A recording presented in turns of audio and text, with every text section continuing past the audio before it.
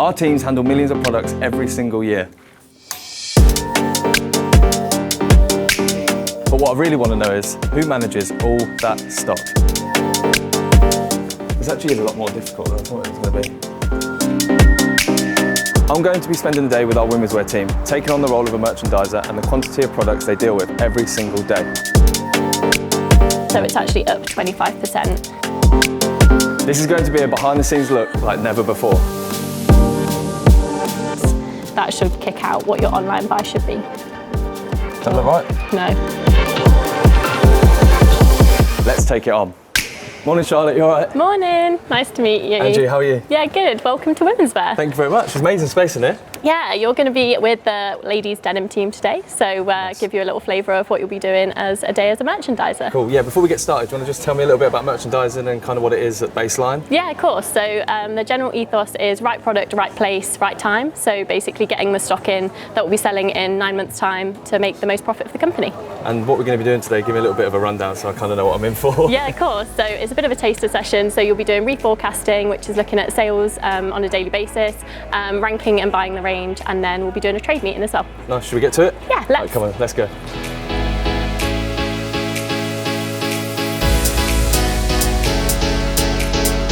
Welcome to the team.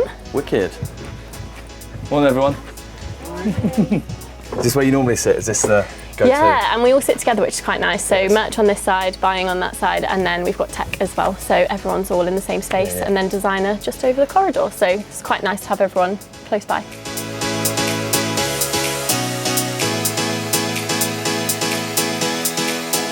So first thing we do on a Monday is look at daily sales, and one of the first jobs is to reforecast. So we'll be looking at the sales that we've taken over the weekend and then how that affects our stock position, any actions that need to be taken. So if a line's really quick, do we have anything similar that we want to put on sale at the same time? Do we need repeats? Or the flip side is if something's slow, can we help by pushing it on the website?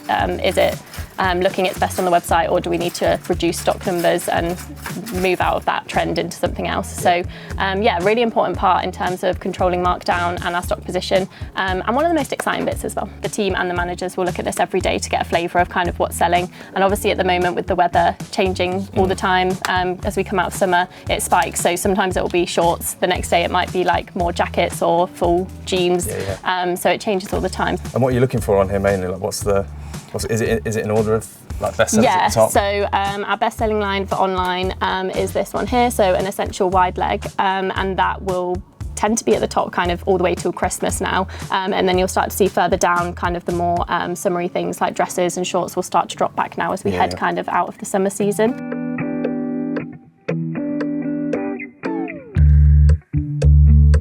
That one's had a massive, is that right?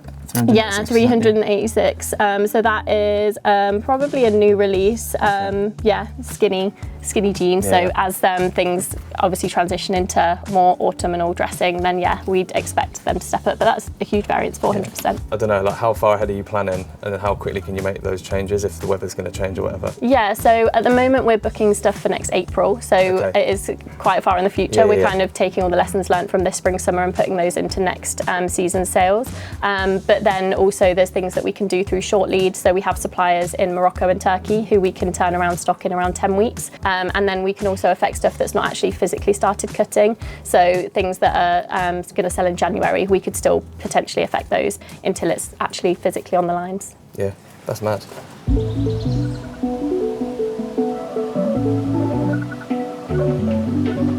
Yeah. I mean, numbers are never been my thing really. So this is like really overwhelming a little bit. But, I think a lot of people think that with merchandising, that it's all numbers, but I guess it's like how you're then applying those numbers to make decisions, and it is a lot more product focused than I think a lot of people would imagine. So we're not just like shut away number crunching, like you're actually out on the floor with the rest of the team and looking at the product, pulling product out, looking at it on the website. So it kind of encompasses all of that as well. We're gonna do some reforecasting, which I'm gonna hand over to you. So kind of taking you through directory and retail sales. So using these reports in front of you, if you want to have a look at possibly reforecasting the first 5 lines from retail.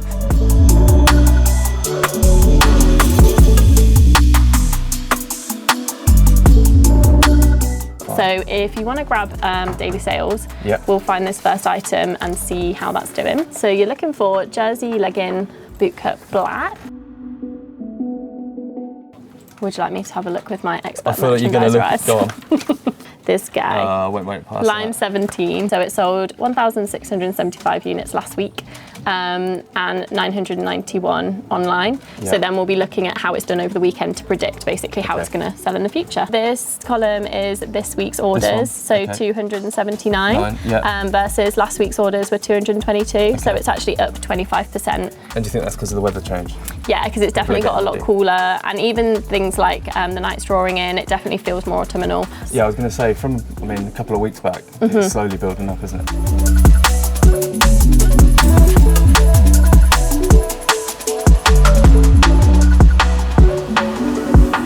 So I'm currently reforecasting, and I've found an item on the bestseller sheet that has nearly doubled in sales, so it's overachieved its forecast. I'm currently putting it through LineFlow, and just look at this system. This is absolutely mad to me. Numbers have never really been my thing, so this is a lot of information. So I'm currently just updating the numbers so the team can see like what the item's going to be like for the rest of the year. So I'll just put that in now.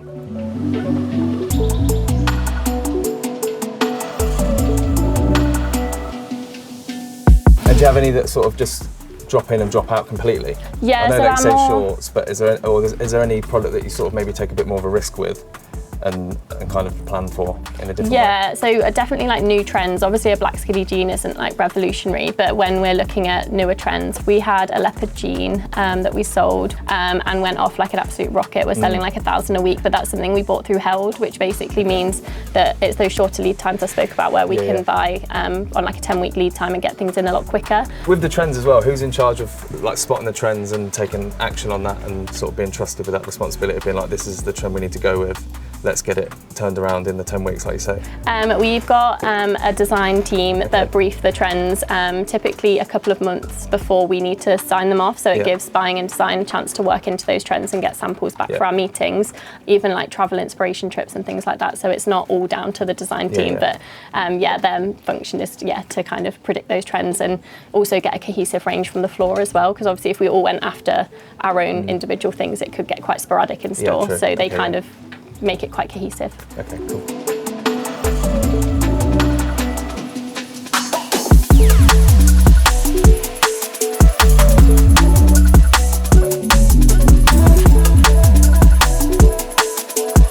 All right, Charlotte, I think I've finished it all now. Oh, nice. Well, I've done the first 10. I've not finished all of it, but I've done the first 10. Oh no, that's great, thank you. all right.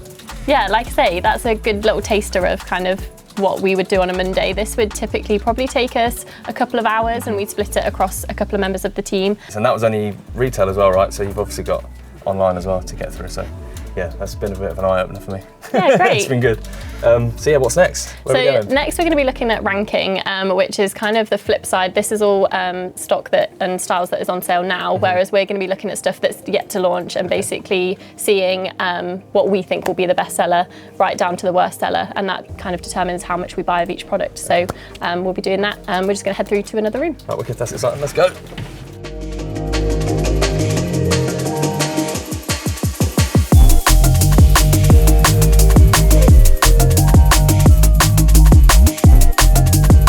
So next up, we're going to be looking at ranking, which, as I explained, is kind of looking at what's to come and pitching it in the order that you think it's going to sell best. So I've got you some sales information here.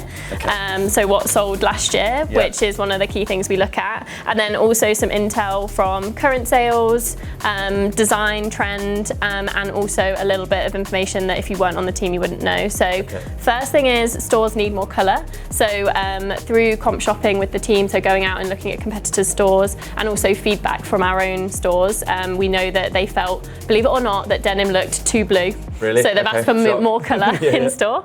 Flares and bootcuts are currently our best-selling leg shape, so just something to think about when you're pitching what do you think is going to be line one this year.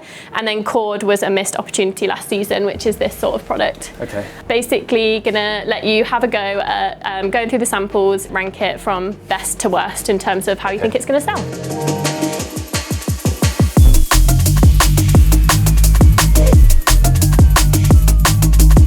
we might have stuff similar last year, so it'd be worth having a look to see if you've sold embellishment before. It does typically drive a higher price point, which is something to consider.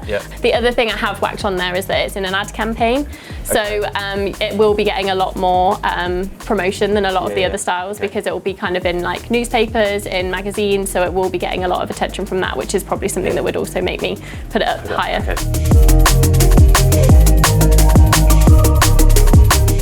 This actually is a lot more difficult than I thought it was going to be.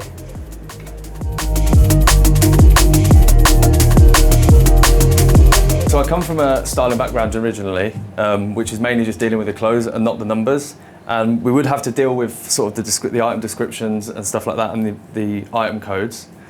But I think it's just it all being in a spreadsheet.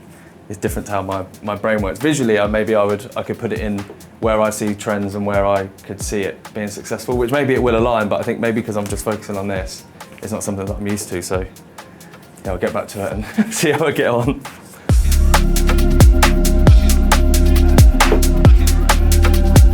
So you're happy with your top 3? I think so. Maybe not the order. Would you normally move it like this in one lump? So we normally would book out a room, and then, like I say, it's more of a team activity. So once you've had a go, we'll get the team in to help as well, because buying will have their opinion, design will have their opinion, and the trends that they want to push. So it's good to get everyone's thoughts, and then hopefully you come out with the best answer. Right, yeah, well, I think I'm happy. Should we get the buyers and designers? Go get them. Great.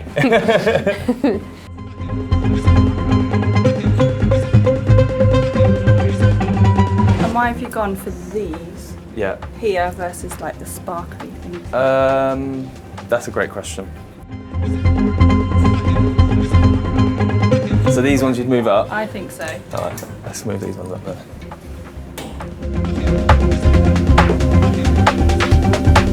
Is this like first 6 in a good spot?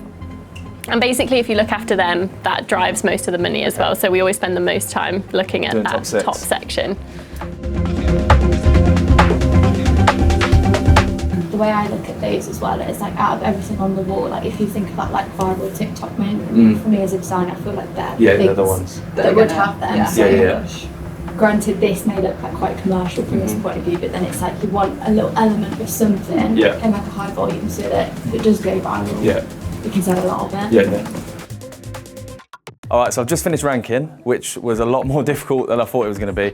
I think maybe because I come from a bit of a styling background, so I kind of lean towards trends, which I've just found out might be more to do with the buying side of things and the design side of things. When the teams come in, they've all got obviously different opinions and see different things differently to somebody else. So it's kind of working that dynamic to agree on an order of the product.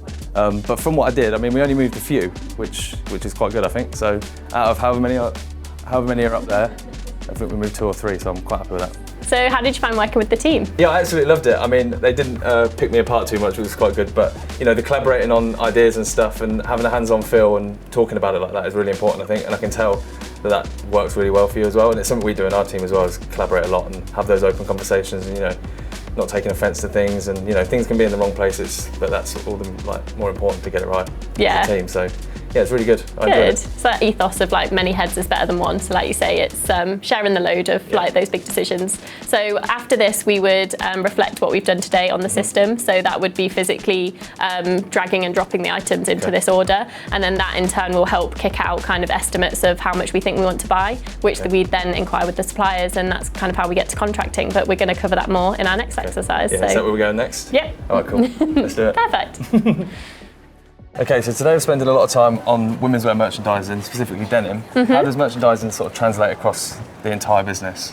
The theory is exactly the same, to be fair, in terms of like the things we're doing on a day-to-day basis will be the same. It's just the product that differs. So once you kind of know how to merchandise, that could be kids wear, men's wear, home, and yeah, the same theory applies. So most of the team setups are very similar to what you see here as well. So you sit with your buying and design team and follow a similar format. The biggest difference is probably lead times. So children's wear, for example, have much longer lead times because they have extra testing requirements. But yeah, same perks, same like everyone travels and gets to go to see their supplier base as well. So that varies slightly, but that's pretty cool. Whereabouts do you get to go?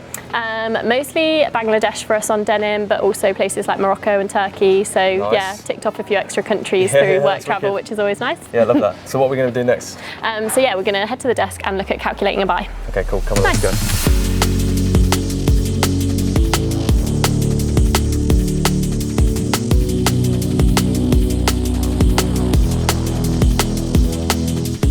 The things to kind of consider when we're looking at calculating buys is, like I say, the order we put it in will dictate kind of the estimate that we think an item can create. So if we have a look at the item that you top ranked, that was the Essential Bootcut Dark Authentic. So in relation to how that sold last year, that's about an estimate of 800 sales a week. Okay. You're going to need a calculator. So for the bootcut, and again, we would do this on the system, but just so you can kind of see the theory of it. That's 800 a week. Then we need to look at, using the system you had last time, the number of weeks this will be on sale for. Okay. So if we're buying it for October and thinking it will run all the way to Christmas, that's going to be 14 weeks. 14 weeks, yeah. So 800 times by 14. That was by one. I was like, interesting. There you go, 11,200. So 11,200. So that's your retail buy, and that is if you were just to buy every single unit you think you're going to sell. Yeah. In retail, we also have to think about display stock. So obviously, if you only stocked one that you're going to sell, you'd never have anything else to look nice in store. And it also means you'd be buying no markdown, which would be absolutely amazing. But in theory, like, you'll always have a little bit of markdown, and that is led to display quantities and things as well. So we have a markdown target. So on our area, that's 28%. So we're going to times this by 1.28 to get our extra little buffer of stock. So that takes us to 14,336. So that would be your retail buy to take you all the way to Christmas.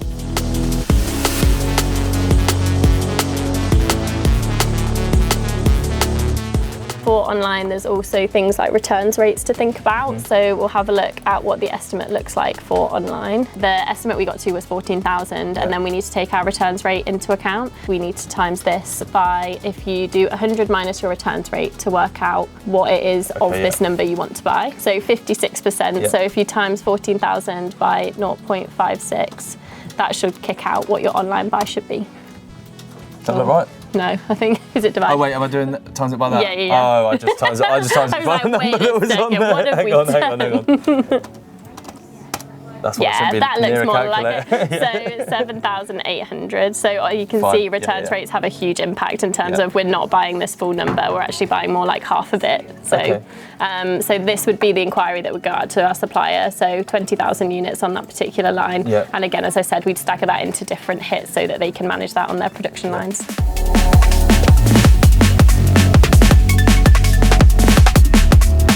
So I've just been calculating buys from the product that I ranked earlier. I didn't realise how much sort of went into this and how much maths there was. Look, I've got my trusty calculator with me, but I'm taking into account returns rates, markdowns, and the teams do this on a regular basis to make sure they're not overbuying or underbuying the product. So that's what I've been doing this afternoon, and there's a lot more to do, I think, which Charlotte's going to help me with in a minute.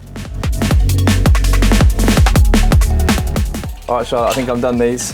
Oh, great. How did you get on? Yeah, not too bad. I mean, I think I made a couple of the same mistakes that I made at the start, but I've done it, I think. Amazing, yeah, nothing looks too wacky. You're not declaring any massive buys. So yeah, that looks really good. We're gonna head off to our next exercise, which is a trade meeting with the team. All right, nice, we're doing that now? Yeah. All right, come on, let's go. Cool.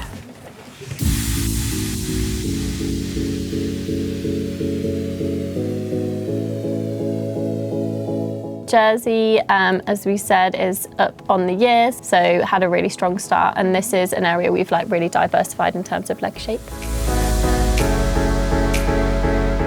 Why do you think skirts have done so well? Just back on trend. Yeah. I was going to say, you can definitely tell that it's coming in towards some of all the darker tones are doing a lot better. The last 2 weeks probably have been. Yeah, you see it in our top 10s, they just switch to dark. Like, It's so in 1 week. Really? Yeah.